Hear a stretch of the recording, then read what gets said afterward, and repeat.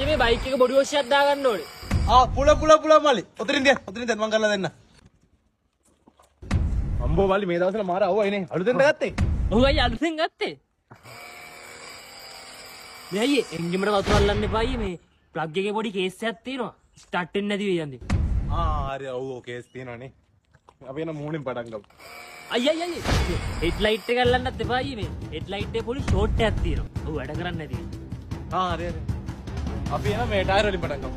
මේ රෝදේ හේතු වතුර කමන්නේ නැහැ රෝදේ ගෙවිලානේ තියෙන්නේ. අනික මඩේනේ යන්නේ. ඊට තරක් හොදමු. අපි එන බොඩියෙන් පටන් ගමු. බොඩි අල්ලගමු. අයියේ බොඩි හොදන්නේ බයි බොඩි එක ඇණයක්වත් නෑ අටවලා තියෙන්නේ. බොඩිය වැඩනොත් මොන මගුලක්ද ඒකෝ කියන්නේ? බොඩි වශයක් දාන්නල බොඩි හොදන්න බාගෙන මොන මගුලක්ද මන් දැන් හොදන්න ඕනේ. හරි අයියේ බල්ලා කරලා දෙන්නකෝ සමන්ට අත්තා ජුට හොදලා කරලා දෙන්න. අටවන් ඉඳන් ඈ මං හොදලා දෙන්න. මමනේ හොදන්නේ. හරි මම පැත්තකින් ඉන්න.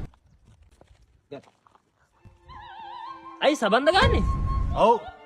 අයියේ සබන් ගන්න එපා අයියේ. මෙතෙන් බ්ලෙන් කරේ ප්ලේට් එක ඉරනවනේ. අයියේ වෙන මොනාරි කරන්න. වෙන මොනාරි? පොට මම